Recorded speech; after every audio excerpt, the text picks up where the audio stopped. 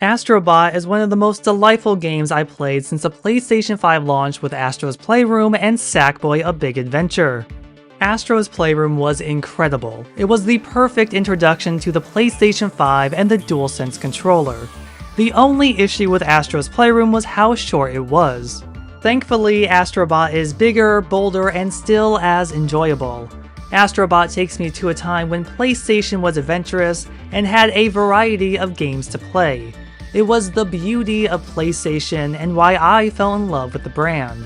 In recent years, PlayStation has had many great games, a number I could recommend, but it's also been lacking. With Astro Bot, it finally feels like classic PlayStation may be coming back. Sometimes we need a game that allows us to sit back and simply enjoy without having to dive into a deep narrative. Astro Bot is mindless fun. It's platforming perfection at its finest. Not once did I ever find myself bored. The bright colors, the level design, everything about this game is one giant surprise that keeps on giving.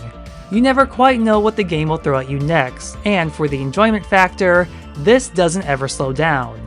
And it helps that Astro Bot is one giant celebration of PlayStation history. After all, PlayStation is turning 30 in 2024, and Astro Bot is the perfect way to celebrate. So basically, if you loved Astro Bot Rescue Mission on the PlayStation VR, Astro Bot has the same concept. Astro's crew has been separated across various galaxies, and it's up to Astro to reunite them and rebuild the PlayStation 5 mothership.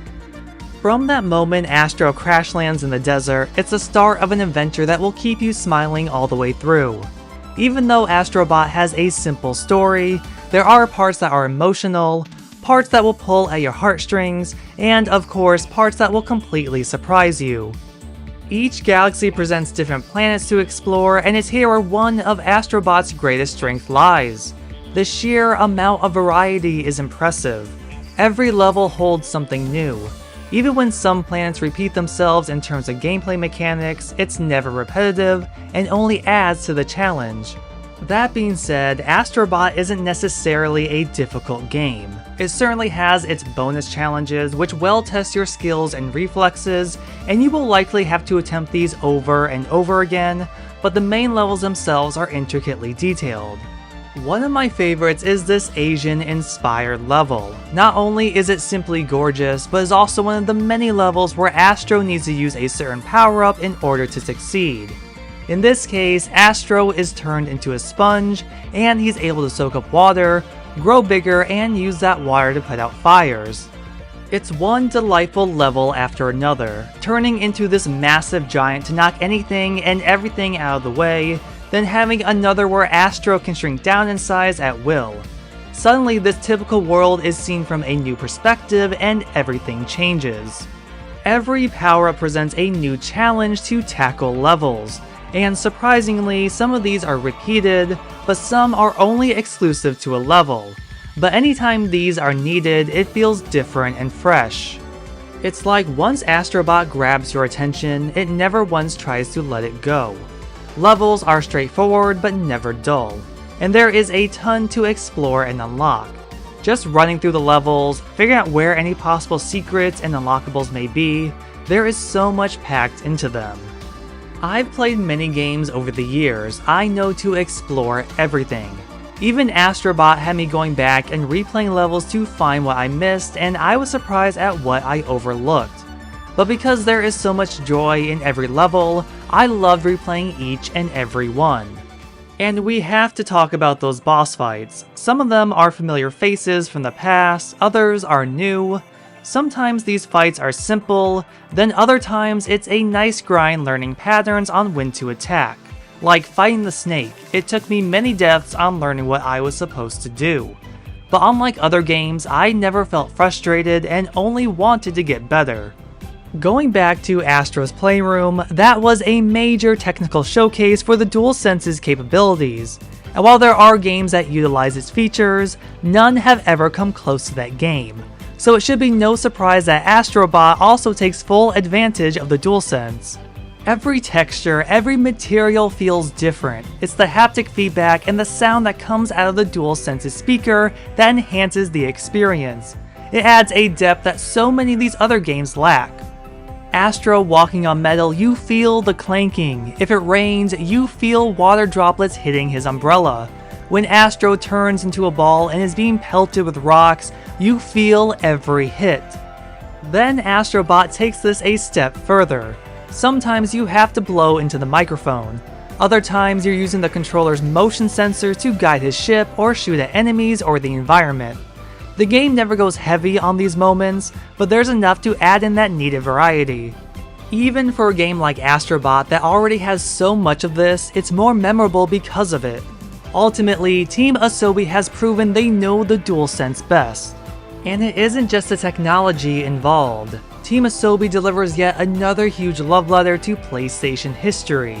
Astro's Playroom did an excellent job honoring the brand with its past and present consoles and accessories, alongside guest characters. With PlayStation turning 30, Astro Bot takes this a step further. This is all about the iconic characters that have made PlayStation's history what it is. Over 150 characters to discover and find. And we're talking about many older and forgotten PlayStation series I never thought I would see again. Like Boku no Natsuasumi, a series that was always exclusive to Japan. Here we have the snowboarder from Cool Borders. My own favorite SingStar has not one, but two bots that can be found. And even Knack gets a special appearance. As a PlayStation fanatic who loves diving into PlayStation history, there's an insane amount of representation.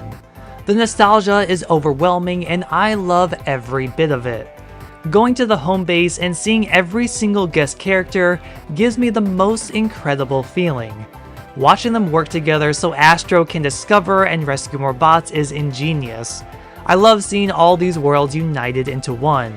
This even goes as far as the Team Asobi recreating some of PlayStation's most popular games. In every galaxy, after Astro has faced the big boss, he frees a certain PlayStation character. This leads to one final level where Astro comes into their world and turns into that character. The game then works those mechanics into Astro Bot, and while it is simplified, it feels like you're in those games. Going around the Ape Escape level catching monkeys, it's perfection. Astro as Aloy can hit weak points and slow down time in order to defeat robots. Or a whole Loco Roco level caught me off guard because it was so good and so fun. Team Asobi shows the passion for PlayStation, let alone how well they honor Japan Studios' legacy. I really want to see a new Ape Escape and Loco Roco game. I think this shows that Team Asobi should be allowed to expand outside of Astro Bot. They have passion and drive in what they develop, and PlayStation needs more of this. So I know people aren't happy that Astro Bot isn't a PlayStation VR2 game, and I get that. The PlayStation VR2 needs first-party support, and Astro Bot Rescue Mission was excellent. But it's also good that Astro Bot isn't a PSVR2 game. Everyone has the chance to play this game. And honestly, the PlayStation VR2 would only drag this game down since it's clear that VR isn't as much of a priority as it used to be. So if you're one of those people who refuse to play the game because of this, I hope you change your mind because you will be missing out. The worst part of Astro Bot is when the game is done. When the game is fully completed to 100%, the platinum is earned, and there is nothing left to do. It is a sad moment, but there is so much to love about Astro Bot. Team Asobi deserves all the praise. It's a fantastic game, and I can't stop thinking about how joyful and charming and adorable the entire experience was. I hope the game is a sign to Sony that we as gamers crave more variety. Yes, have your Last of Us, God of War, Horizon games, those deep cinematic experiences, but also give us something fun and colorful like Astro Bot. Not everything has to be so serious. PlayStation used to have a ton of variety.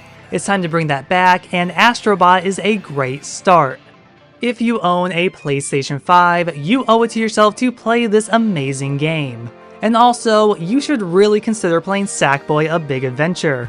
So many have overlooked this game. It's fun, it's challenging, very surprising, and you can play with multiple people. What do you think about Astro Bot? Let us know down in the comments. Be sure to like, share, subscribe, and ring that bell to be notified about future content. If you enjoyed this video, check out this other video on the rise of Astro Bot. Thank you for watching, and I'll see you in the next video.